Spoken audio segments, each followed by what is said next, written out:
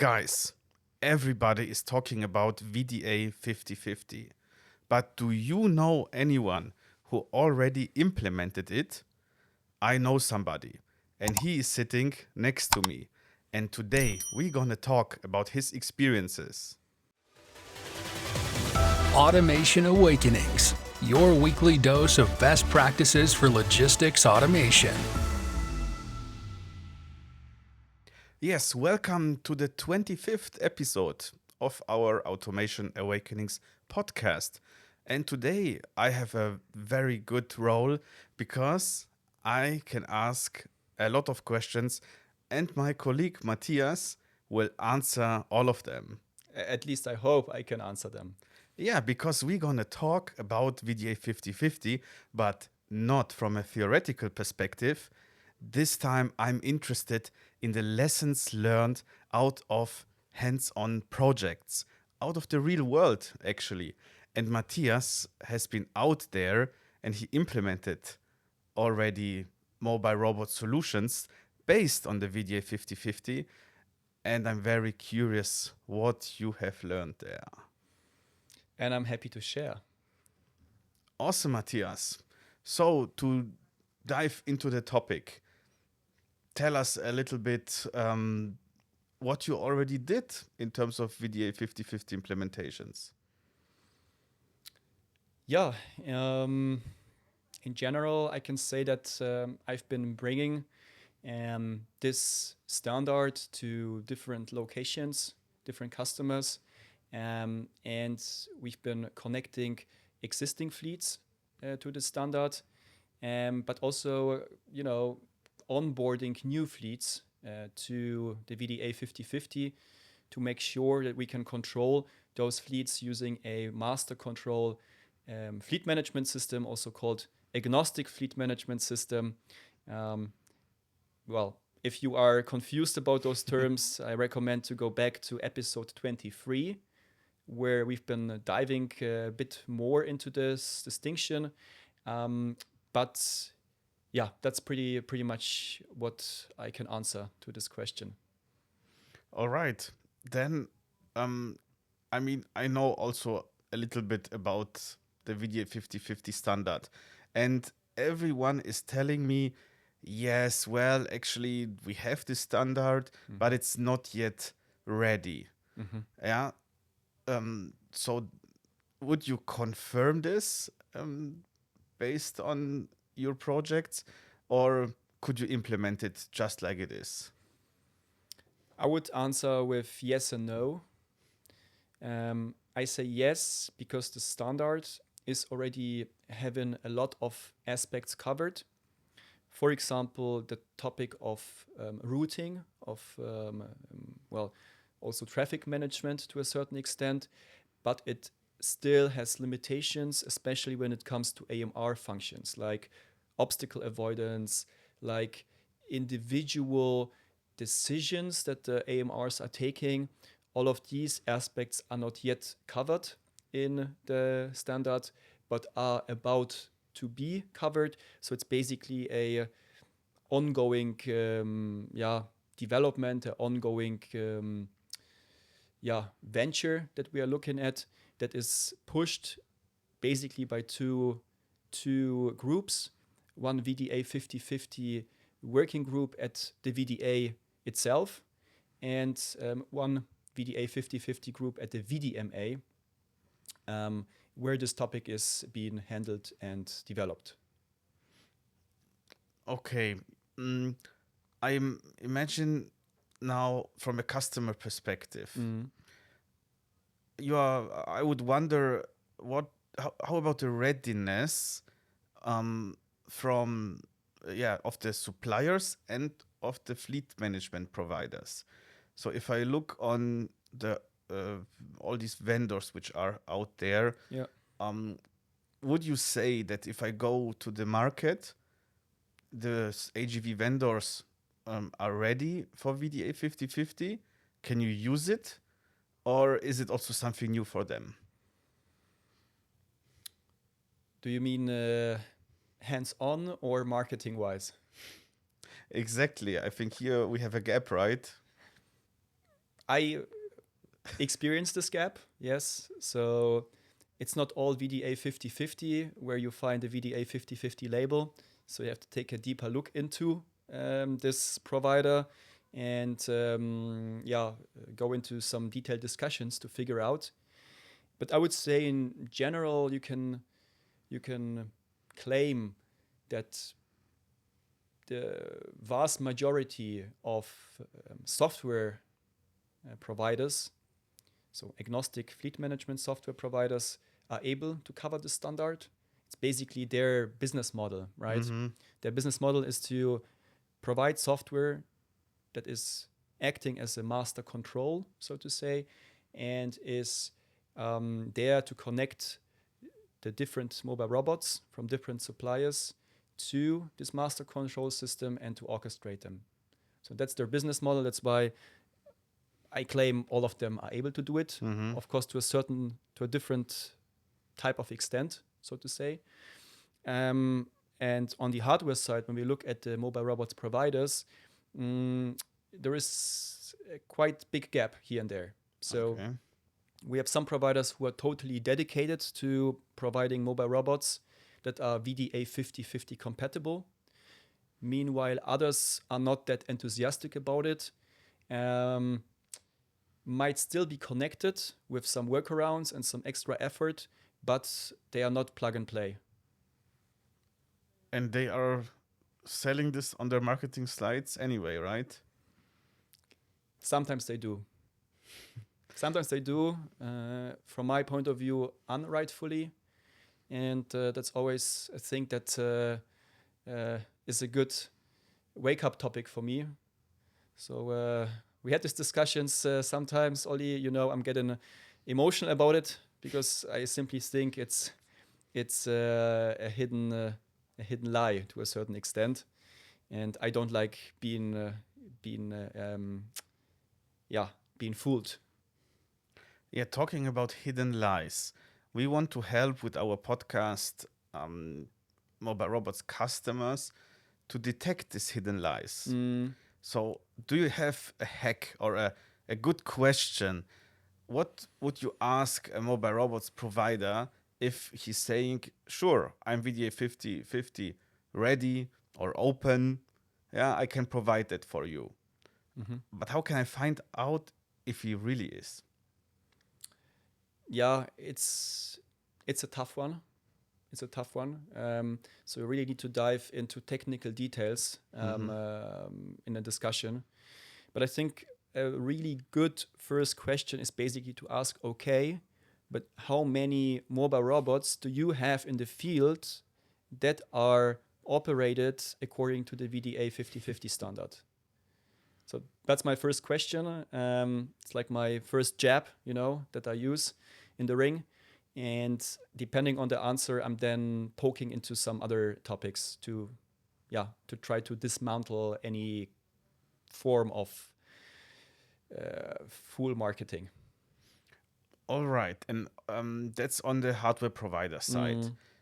If I have a look on the fleet management software providers, I'm on their website and I see these vendors, hardware vendors, are onboarded. Do you think there's also this gap, or are they really onboarded and I can use them?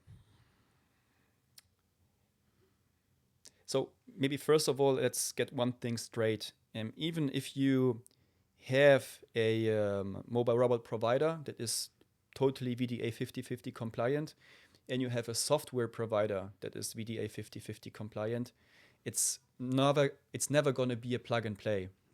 So the first time you are basically onboarding a new hardware provider, a new mobile robot provider into the VDA 5050 standard of a certain software provider, there's some engineering needed. Why? Because the VDA 5050 standard is still a quite flexible standard, I would call it. So different providers speak different dialects of the standard. Just to compare it to, You lived in Italy. The guys in northern Italy speak different Italian than the guys in the southern part of Italy, right? Oh, yes. And the same goes for many other countries.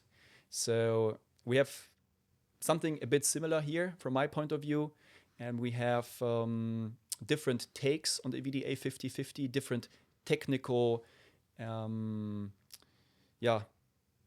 settings that different providers use. And these need to be aligned with each other to do a successful onboarding.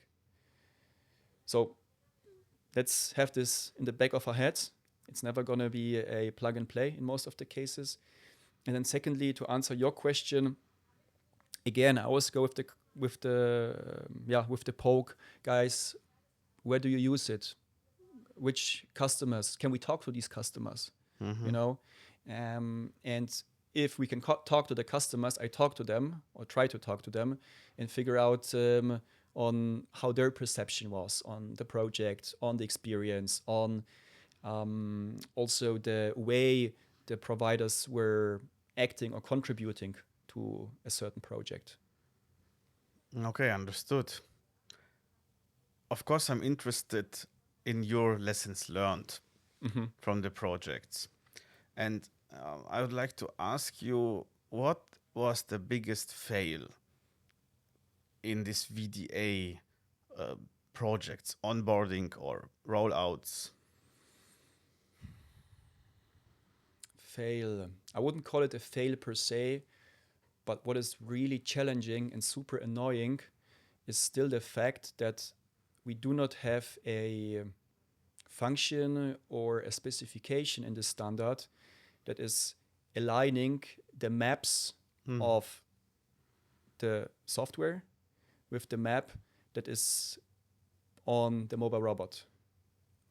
So the alignment of those different maps in terms of nodes, in terms of edges, is still to be done manually, which is a really annoying process, and which has to be basically done every time you're moving something in your layout, in your shop floor layout, say a source or a destination. That's again something you have to adapt in both maps. It's not like you adapt it in the master control map. That would be my wish as a user, as a customer. I have this one place where I go, where I set up everything, and then I basically copy it over to the mobile robot, or to the mobile robots, because it's going to be multiple robots. And then every time I change something in the master control map, it's automatically translated or transformed also on the robots map. Yeah, this sounds tricky. It is. So guys, make sure you're aware of this. Some companies are providing, at least they say they provide solutions to tackle that. I haven't seen it yet, but be very cautious about this topic and plan some extra capacity and some extra activity in your project to get the map topic solved. Okay. Are there any further hurdles you found on the way to the go live?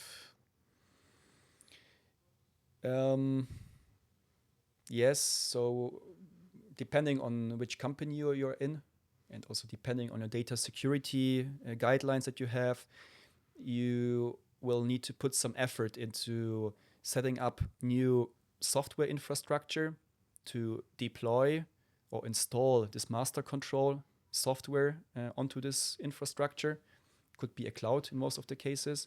Then need to figure out on how to connect the master control software that is sitting in a cloud, in most of the cases outside of your organization, with your robots that are on the shop floor, most of the cases connected to your local Wi-Fi. So you will need to check this with your data security regulations to see whether you are allowed to send data from your shop floor to a cloud that might not be your own cloud. That's one point. And the second point is, as I said, the decision on where and how to deploy this master control software because you could use a software provider's cloud. You could use your own cloud if you have one, or you could even deploy this master control system to a local server. That's also possible. So that's for sure something that you need to also be aware of, and where, again, you need to basically think big, develop a strategy for your company, and then decide which move you will take. Yeah, talking about thinking big. Sometimes when you are starting the first HV or AMR project, you're not thinking big, or you simply don't know everything. Yeah. So maybe you've chosen an AGV which is not VDA5050 compatible. Yeah. If you compare now the onboarding of a VDA5050 provider with a non VDA provider Yeah. to a fleet manager, Yeah. what are the main differences, and is it really a much bigger effort? Yeah. It is. It is a much bigger effort for sure, because you will then, in the scenario that you have a non-VDA 50/50 vehicle, you might run into the situation that you are not at all able to connect it. Could happen. So then you have to decide, do you stick with those vehicles? If not, you have to replace them by another model, another version to have this compatibility. So that's the worst case scenario. The medium bad scenario is when you have a vehicle that is technically able to a certain extent, but not fully compatible. You will then need to build a special kind of connector or a special kind of interface together with your software provider to get this vehicle onboarded. There's going to be additional costs, there's going to be additional effort, and there's going to be additional time you have to plan in your project for this very puzzle piece. And of course, you might be in the workaround and just in the workaround mode, which is dependent on particular players in the project. So if you're lucky, you have really, really creative, great engineers on the project team. They might figure out solutions. If not, you might again need help from somewhere else, from a consultant, from the software provider, from the mobile robot provider, and everyone will make you charge for it. So I totally see that even if, as I mentioned before, you have this VDA5050 compatible robot and you are onboarding it the first time to your software provider, there is some effort to be done, but it's way lower still than what you have to do if you onboard a vehicle that is not compatible with the standard. Yeah, talking about compatible or not, when I heard about the VDA5050 for the very first time and the concept of nodes and edges, I thought, yeah, this will work very nicely with AGVs, as they are also, running along a predefined route. Yeah. My first thought regarding AMRs was, how is this possible? That I have a device which is taking own decisions, which is moving out of the predefined path, which is avoiding obstacles somehow. Yeah. How can I control this with a standard which is basically telling the robot exactly what to do? I see there a major challenge, right? Yeah, that's totally right. I can confirm that the VDA5050 is not yet totally designed to merge AMR functions into it.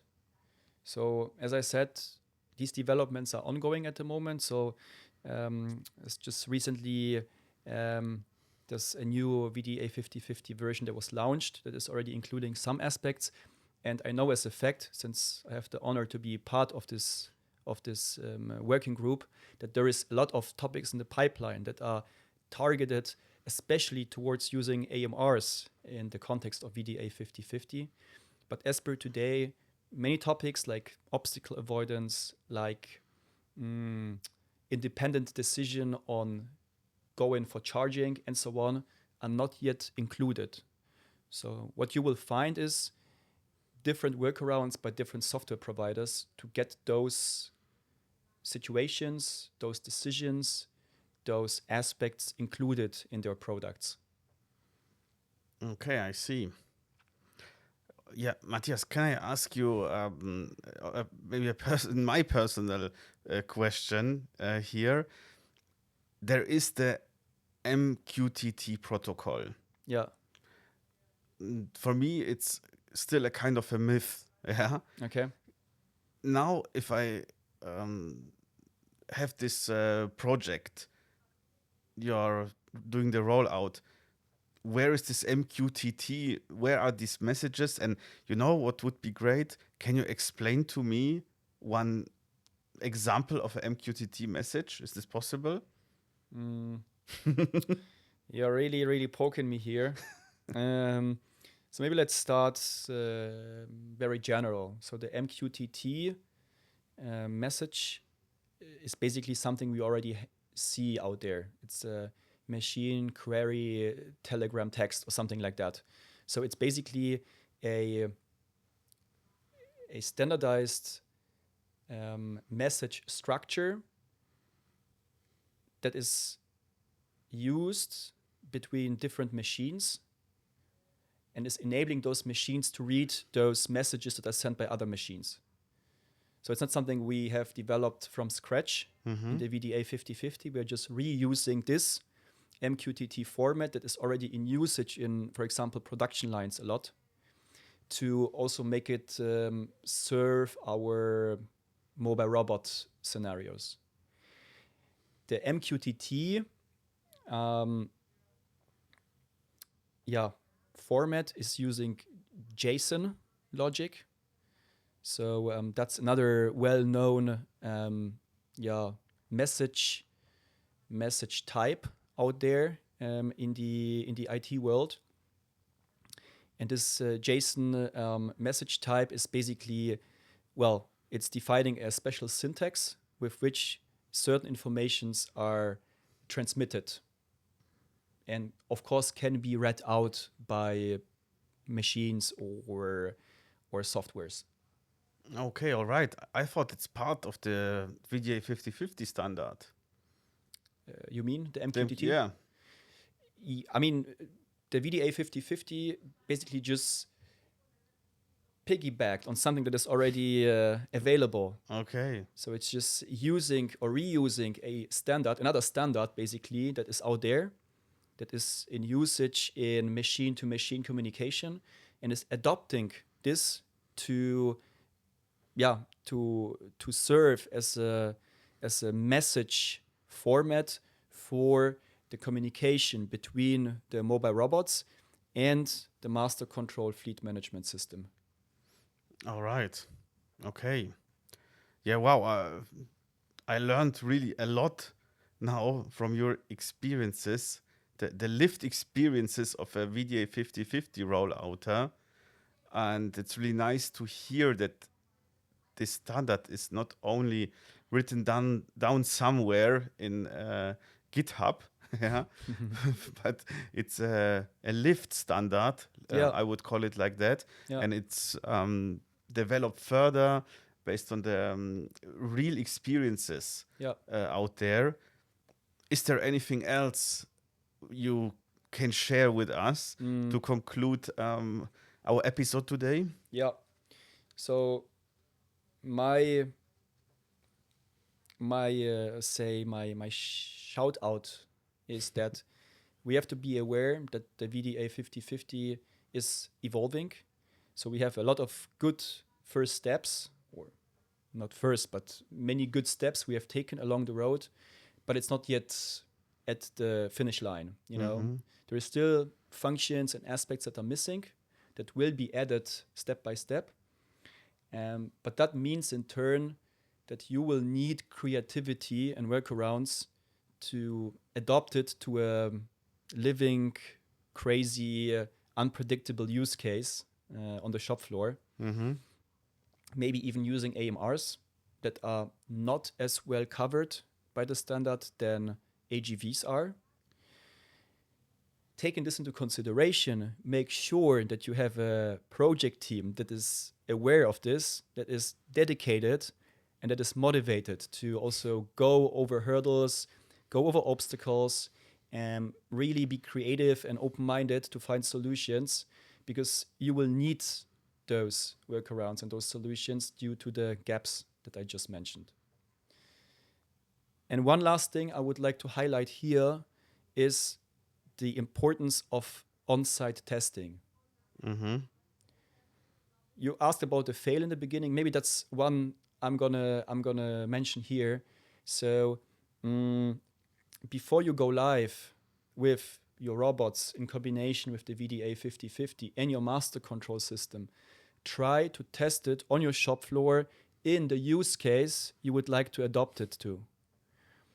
Because if you won't, I guarantee you that the mobile robots will do things that have not been discussed in the specification book, have not been tested, have not been simulated, and then in worst case, you're going to stop the whole production line because the mobile robots are confused. They are in a defect mode, and everything is basically collapsing. And that's something you don't want to experience in such a project. I remember this situation.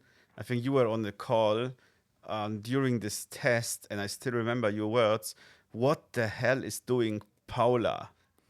And Paula was not a colleague from IT or so. It was an AGV, and I think she went nuts. She went nuts. Yeah, Paula was a problem back in the day. Yeah.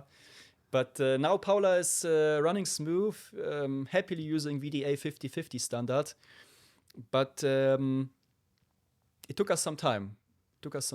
Because also Paula was part of our first rollout that I had the pleasure to do. And